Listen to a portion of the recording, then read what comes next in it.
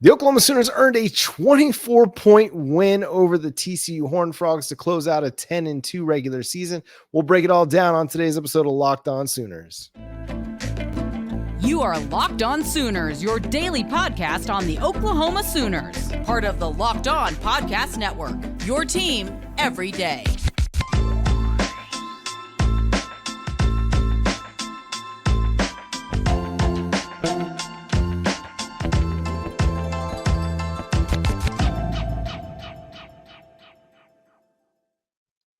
What's up, Sooner Nation? Welcome to Locked On Sooners, and thank you for making Locked On Sooners your first listen every single day. We're free and available on all podcast platforms and on YouTube. Hit that subscribe button and that notification bell to let you know when new episodes drop. Today's episode is brought to you by Game Time. Download the Game Time app, create an account, and use code LOCKEDONCollege for $20 off your first purchase. My name is John Williams. You can follow me on Twitter at John9Williams. My buddy here is Josh Helmer. You can follow him on Twitter at JoshOnRef. You can hear him Monday through Friday from 9 to noon on the KREF Sports app. Josh, the Oklahoma Sooners close out the regular season with a 69-45 win over the TCU Horned Frogs, a scoreagami that looked more like a college basketball final score than a football game. But man, this one had everything to it, explosive offensive plays, big time production, a good defensive first half, what Brent Venables called an abomination of a second half defensively. It was such an interesting game, a frustrating game at times, but the Oklahoma Sooners ultimately, they come away with the big win. Yeah, it's funny you say that. I was probably going to lead by saying what a great win inside the Lloyd Noble Center for Oklahoma. Yeah. It just reads like that. But ultimately for Oklahoma, I think as the chips are falling elsewhere, probably Big 12 championship. I mean, obviously it's going to take, the BYU help for that to happen for Oklahoma, and probably not going to happen, right? Where BYU upsets Oklahoma State and all of a sudden you're playing for a Big 12 championship. So this OU team, unfortunately, I think in the back half of the year, we kind of got the answer to the question, John, was this Oklahoma team great or was it a pretty good Oklahoma team? And as compared to a season ago, pretty good's not all bad, but it was a pretty good, or has been a pretty good Oklahoma team. It's not a great Oklahoma team, and unfortunately some of the defensive warts showed their ugly head again in this one, and yet the offensive electricity showed itself in this game. So, and that, I mean, to me is the mark of a pretty good team and not a great team, right? Where there hasn't necessarily been performance after performance for Oklahoma where we just saw them click on both sides of the football. They've been able to, I think, over the course of this regular season, John, be a better complementary football team, but again, not a great football team in the sense that they just ran away and hid from people like I thought, they could have today versus TCU if they were better defensively. But 10-2, given the losses in Lawrence and the loss at Oklahoma State, not all bad, right? A big improvement from what we were talking about a year ago. Yeah, and at some point we'll go through and just kind of break down the whole season as it was. But in this game, it was very reminiscent of a lot of Oklahoma games, really, really good stretches for the defense. TCU was able to do some things in the first half, but ultimately only had 16 points by the time the first half ended. And then in the second half, things just kind of unraveled for a big stretch defensively until TCU got it to within 14 points. And then the Oklahoma defense started coming up, making plays, a big, timely sack fumble that, TCU recovered, the big Billy Bowman pick six. They had several, drives in a row where they made stops, forcing turnovers on downs. Like they were coming up with some clutch moments in this game that allowed also Oklahoma to score 17 unanswered points and really put the game away. But it was just the highs and lows. There were really, really high highs, and there were some really, really low lows defensively for this team. Offensively, though, dude, just absolutely electric throughout the game. Even in the second half when they were kind of slowing things down a little bit to try and kill more clock and just kind of play out the string, they were still getting some really, really big chunk plays throughout. And for me, like, I feel like the conversation starts with Dillon Gabriel. His status up in the air all week long. It's not known until really the announcer announces the starting lineups. I think there was speculation, there was assumptions. I think Josh Calloway had kind of went out on a limb and reported it. He was told that Gabriel was going to start. And I mean, the dude came out firing on all cylinders, had Nick Anderson for a big 50-yard gain on the first drive of the game, and then ran it in for his 12th rushing touchdown of the season. Just unbelievable.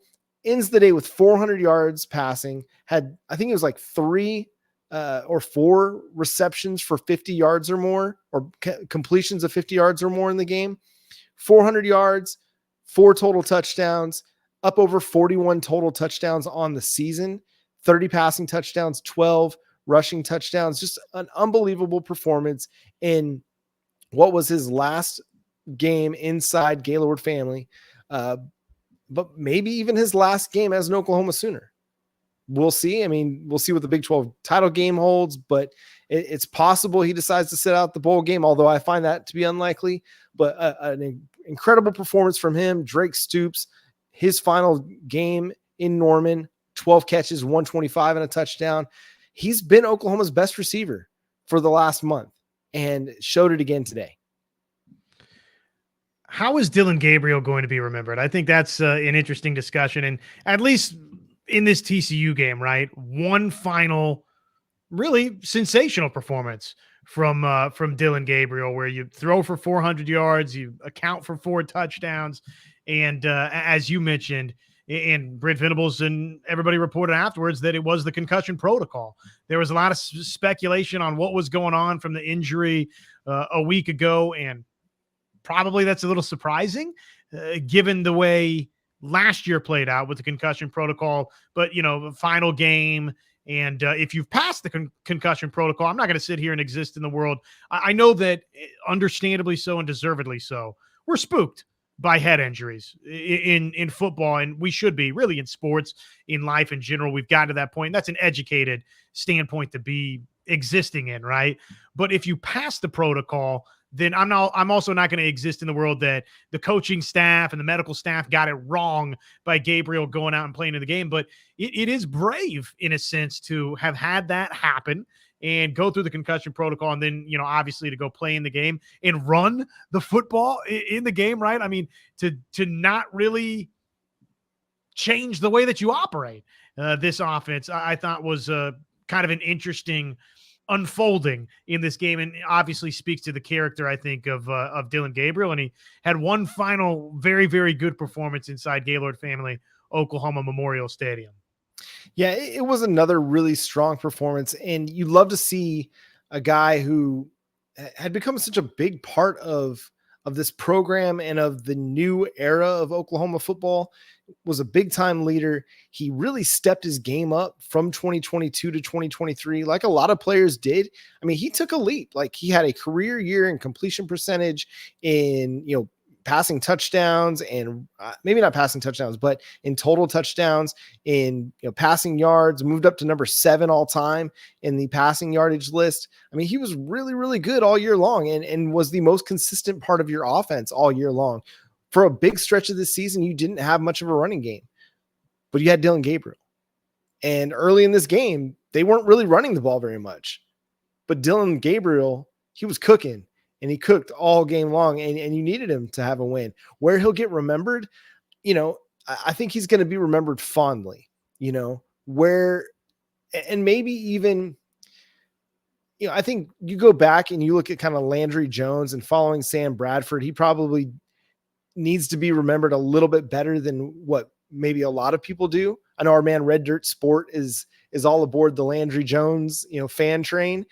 He's the conductor of that one, but I think after last year, if Dillon Gabriel kind of had a repeat performance of last year where it was just kind of okay and good, but just not clutch, unlike this year where he was pretty clutch, then maybe he's not remembered as fondly. But with the season he's had, he's going to, not go down as one of the all-time greats, but a guy that people think of fondly when they remember his time with the Sooners. We'll have a few more takeaways about this game. We'll just kind of get into some year 2 impressions, even though there still might be some meaningful football to play here in Big 12 play, but we definitely got the bowl game to look forward to as well.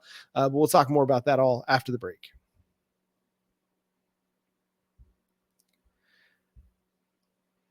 Passion, drive, and patience. What brings home the winning trophy is also what keeps your ride or die alive. eBay Motors has everything you need to maintain your vehicle and level it up to peak performance, from superchargers, roof racks, exhaust kits, LED headlights, and more. Whether you're into speed, power, or style, eBay Motors has got you covered. With over 122 million parts for your number one ride or die, you'll always find exactly what you're looking for. And with eBay Guaranteed Fit, your part is guaranteed to fit your ride every time or your money back. Because with eBay Motors, you're burning rubber and not cash. With all the parts you need at the prices you want, it's easy to turn your car into the MVP and bring home that win. Keep your ride or die alive at ebaymotors.com. Eligible items only. Exclusions apply. eBay Guaranteed Fit, only available for U.S. customers. So a couple more names that had really big days. I mean, Jaden Gibson continues to really show out and prove that he's going to be a vital part of this offense moving forward. Had 2 plays back to back that just kind of showed off a little bit of his own clutchness. We just talked about Dillon Gabriel coming up clutch. Well, Jaden Gibson comes through on a big 3rd down conversion and then has one of the funniest, if not awesomest, touchdown receptions where, he catches the ball and then he's like, 5 yards shy of the end zone and just kind of starts walking in as he's being tugged on by a TCU defender. And the TCU, there's a great photo. I know Parker Thune from OU Insider's got a great one, but Brian Terry of the Oklahoma's got a great one as well, where the defender's like flat on his face, holding on to Jaden Gibson's, undershirt, I guess, and just tugging on him. And it's just stretching out. And Gibson's just kind of like strolling into the end zone and pointing to the fans, looking to the fans. I'm like, bro, like get into the end zone at least. But it's still just a really funny and kind of awesome moment. Has had a bit of like, he's kind of the first dude I've seen since CeeDee Lamb have a bit of that CeeDee Lamb edginess to him. You know what I mean? Like that kind of grinder. I'm going to come and not just beat you, but kind of embarrass you along the way. And hopefully that's something we continue to see out of Jaden Gibson, because man, the dude leveled it up this season, and especially over the last few weeks has been absolutely phenomenal. If he has a similar jump that he had freshman year to this season, then you're going to have something pretty special next year in Jaden Gibson. And really, on that line of discussion, we need to talk about Drake Stoops, of course. That would be the departing Sooners conversation. Maybe that's the case, right, for a Jalil Farouk. But in terms of the returning guys that OU is going to have, I know we've hopefully got 2 games left to play in this season for Oklahoma, Big 12 championship and then the bowl game.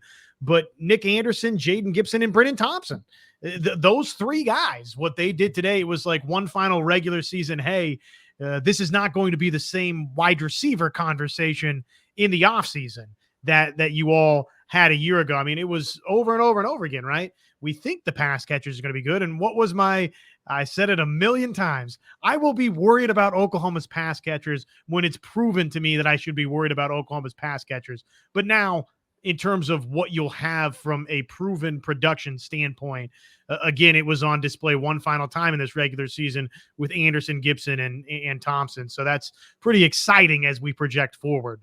Yeah, another positive performance from Gavin Sawchuk, who had his 4th straight 100-yard day, had 130 yards rushing, 3 rushing touchdowns, added a couple catches for 16 yards. And if it's not clear at this point, we know who RB1 is, not just for the rest of this season, but going into 2023 or 2024.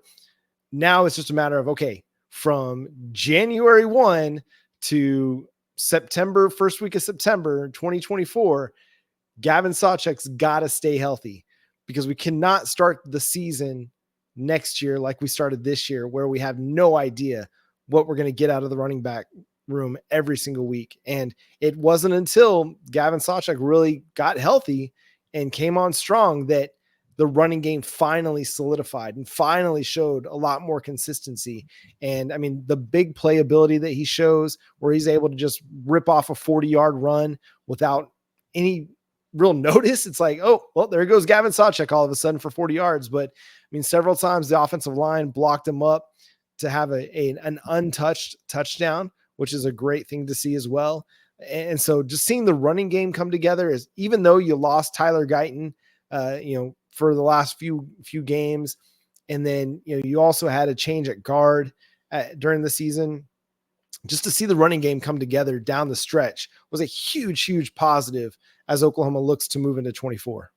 Well, the SEC is all about physicality at the line of scrimmage, and really that's football. That's not just an SEC thing. That's, Big 12, Big 10, Pac-12, Planet Mars, whatever, right? Whichever universe or galaxy we're playing football in, you got to be good on the lines of scrimmage. And Oklahoma, for a large portion of this season, was just okay, just okay running the football. At times it was good, but it was certainly spotty throughout a lot of it. And that was because they didn't have a lead guy. Well, now you're right. It feels like they've solved that with Sawchuk, and who knows, maybe Tatum will be somebody that can step right in and be that fabulous freshman. I mean, he's a 5-star kid for a reason, right? But maybe he could step right in, and all of a sudden you've got a 1-2 right there, and plus everything else you would have in the running back stable. Bottom line is you've got a nice starting point, nice finishing point, but seemingly, if again Gavin Sawchuk can be healthy, we're going to feel good going into 2024 with what he was able to do to in this season, and he'll be confident going into next year. And who knows, right? I mean, you'd think one more offseason physically, just that little bit stronger, maybe that little bit extra explosion and physicality from him. I mean, I think about the BYU run was maybe a turning point for Sawchuk, where it's, and I get BYU's not a great run defense, and a couple of people made that remark like, great, you did that against BYU, right? But I look at that as maybe kind of a symbolic turning point of sorts. Like, I'm not going to go down on contact, and just really the end of this season for Sawchuk has been great. Been really big for OU. Yeah, it's something you had to see because you had no answer for what's your running game going to look like 4 weeks ago. 4 weeks ago, you had zero understanding of what this running game was going to look like. We thought it was Tobby Walker. It turned out to be it's Gavin Sawchuk. Drake Stoops, man, another legacy-defining performance. 300-yard games in his last 4 weeks. I mean, if you go back and look at his game logs, he's had 3 of his best games of his career in the last 4 weeks of the season. The Oklahoma State game, that totally should have been a win. That would have been part of his legacy-defining career. And just another big game. But then the next week, he goes and has a big game against West Virginia.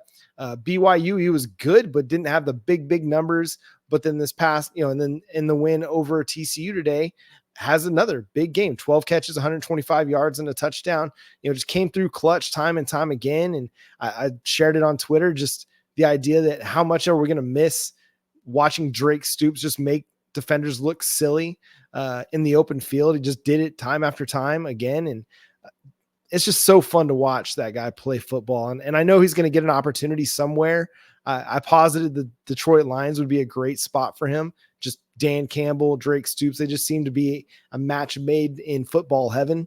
But yeah, what a fantastic performance for Drake.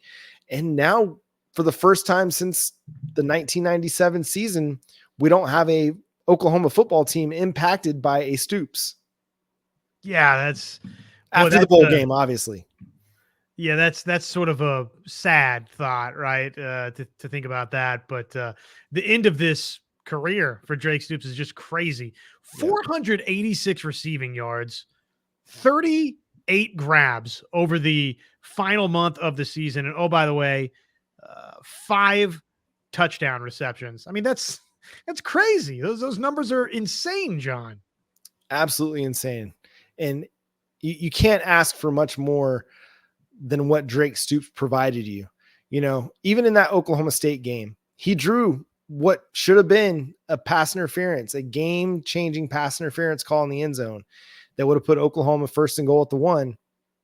Didn't go Oklahoma's way, like it normally doesn't in Stillwater in the end zone, but he did what he was supposed to do on that play, give Oklahoma a chance to make a competitive play. But yeah, he's been everything that you could want in a football player, in a leader, in an ambassador for the university, an ambassador for football. You just appreciate Drake Stoops so much. And you talk about positive takeaways, even though you had 2 losses on the season, just watching him take his game to the next level when Oklahoma needed him to after the loss of Andrew Anthony. Absolutely clutch, just huge for the Sooners. We've talked a lot about the good. We'll talk a little bit about the bad as well and give you some year 2 impressions and even talk Jeff Lebby. There's a lot of speculation right now about his future with the Oklahoma Sooners. We'll do that next. Well, hopefully come Sunday morning, we're getting ready for Oklahoma in the Big 12 championship game. But if we're not, then you need to be looking at bowl destinations. Maybe it's San Antonio for the Alamo Bowl. Maybe it's to the Cotton Bowl for a New Year's Six game. We'll see how the rest of the regular season plays out.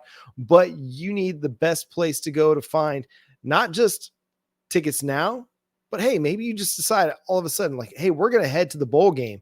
And it's a couple days before the game. Game Time's got you covered because they got the best last minute ticket deals at the best prices guaranteed. There's no better place to go than Game Time. It's super easy. Just go download the app in your app store or the Google Play Store. Use promo code LOCKEDONCollege. You can get $20 off your first purchase. They give you a great view of what your seat's going to be looking at inside the app. So you're not guessing. You're not sitting there wondering, okay, where's this at in relation to the field? What's my view of the field? Where am I at in the end zone? Game Time has got all the views that you need to know and a great way to look for your best seat by looking at the stadium view, or you can look by, the cheapest prices, however you want to search for your tickets. But they've also got tickets to concerts, the theater, comedy shows, whatever you're looking for. Game Time's got you covered. So again, go download the app, Game Time, use promo code LOCKEDONCollege, get $20 off your first purchase with Game Time. The best tickets, last minute tickets, low price, guaranteed. Download Game Time today. All right, Josh, just a few final thoughts defensively. The Oklahoma Sooners only allowed 16 points in the first half. They only allowed 4 yards per play in the first half. In the second half, it was a big difference. TCU started gashing them for big runs, big pass plays, and they averaged 9.8 yards per play in the second half. I think a lot of this, okay, you go into halftime and you've got a huge lead. You're up, 32 points going into halftime. And I think Oklahoma let its guard down a little bit. I think Oklahoma decided, hey, we're going to get some of our young guys out on the field. We're going to play a lot of these guys. I mean, you lose Gentry William to injury. You have to play some other guys at corner that haven't gotten a ton of experience. And it kind of shows.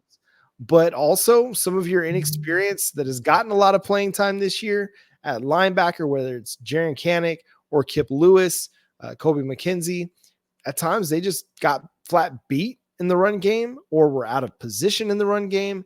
And the defensive line wasn't really getting a whole lot of penetration, getting a whole lot of push. And TCU was able to make Oklahoma pay for it. There were times where the pass rush was productive and forced Josh Hoover to make a throw faster than he wanted to, but it wasn't consistent. And again, this game is kind of a microcosm of what this season has been. Stretches of really, really good football, and then stretches of really, really bad football where you're like, is Alex Grinch coordinating this defense all of a sudden? And we're back to 2022. Well, it's a little bit of both. It's signs of improvement with signs of we're not quite there just yet. Yeah, and how much of it was they played poorly in the second half and TCU played well? How much of it was they're not ready, right, to play 4 complete quarters? And how much of it was they flat out, as you sort of pointed out, got disinterested with a 42-16 lead? I don't know, right? But either way, it's not going to sit well with anybody when it winds up 52-38 and all of a sudden it's feels like one of those old school Big 12 shootouts, right? It was sort of fitting, I guess, in a way that your final Big 12 game perhaps played out this way. It's like, I don't know, maybe somehow there's some sort of curse that we've lifted on the program by playing one more game just like this. But I know that obviously it didn't sit great with anybody. Nice to see the final little response in the fourth quarter and to pull away in the offense, made some more big plays. But, I don't know what to make of it. I sort of stand with what I said earlier, which was I think this was a pretty good Oklahoma team that isn't quite great yet. And I would take pretty good over not very good at all from a season ago. Yeah, and I think that's a reasonable place to be. 10-2 at the end of the regular season is so much more fun than 6-6. You still got a lot of work to do, but I watched the Egg Bowl. I watched Ole Miss and Mississippi State. That's not a lot of great offense. Now, I know Ole Miss has had some really good offensive performances this year, but Mississippi State, Mississippi State, although things might change because Jeff Lebby, it's being rumored and it's being reported. George Stoya of Sooner Scoop reported apparently on Wednesday, I totally missed it, that Jeff Lebby actually interviewed with Mississippi State earlier this week. Now there's a strong connection there. Zach Selman, who is now the athletic director there, was an associate athletic director under Joe Castiglione in Norman. He's part of as George points out, he was part of the hiring process for Jeff Lebby and for a lot of this coaching staff. So there's an obvious connection there. Lebby has got ties to the state of Mississippi from being the offensive coordinator at Ole Miss. So it seems like it could be a good fit. Jeff Lebby in the post game was kind of like, there's a time and place for that discussion. Brent Venables said, basically, I'm all for my guys getting opportunities. So there's no definitive answer one way or the other on this. My gut, no inside information. My gut is that once we know if Oklahoma's going to the Big 12 title game or not, if Oklahoma's not going to the Big 12 title game on Sunday, we're going to hear that Jeff Lebby's accepting the position at Mississippi State. That's my gut. That's just my gut. Yeah, I think he's going to be the next head football coach at Mississippi State too. It just feels that way given the relationship with Zach Selman and really what Mississippi State probably should be looking for. Jeff Lebby fits a lot of those qualities. He coached with the guy that's beaten you in the rivalry game, right? And that has been a successful path for your rival to really achieve the, over the last quarter century, the best sustained success that Ole Miss has enjoyed. And it does kind of feel like a program like Mississippi State, let's call a spade, right? I don't know that Mississippi State's going to, on a regular basis, out physical and out tough everybody in the SEC with lesser athletes typically, right? I don't know that they're going to line up and Alabama you from 2010. They're not going to out Alabama you. They might be able to line up and finesse you a little bit and scheme you offensively and window shop you and window dress you a little bit and have success that way. So it makes sense that you would want an offensive-minded head coach. And obviously the relationship, all of that. If he's not the head coach there, there's no doubt. I'm not shocked to hear the report that he's interviewed, and he is going to be, if not the final candidate that gets the gig, he's going to be a very, very serious candidate that has a legitimate chance to, bolt and take that job. Yeah, and if he's not, and he comes back for next year, hey, I'm cool with it. I know I've been as hard on Jeff Lebby as anybody. Maybe not as hard as anybody, but I've been hard on him. But I feel like from the Oklahoma State game, the Kansas game, he corrected some things in his own play calling method and in his own, utilization of his players. I mean, it was after, the Kansas game that we really started seeing them utilize Drake Stoops a lot more. And then it was, after the Kansas game, we started seeing them push the ball down the field a lot more, not deep, but, to the 10 to 20 yard area a lot more than what we'd seen. Today, he kind of reverted back to some of the behind the line of scrimmage stuff, and it didn't really work. But we've seen him use that less and less as the final quarter of the season has gone along. And I think that's the important part to remember is, okay, he's still a young play caller, but he's getting better and better as he goes.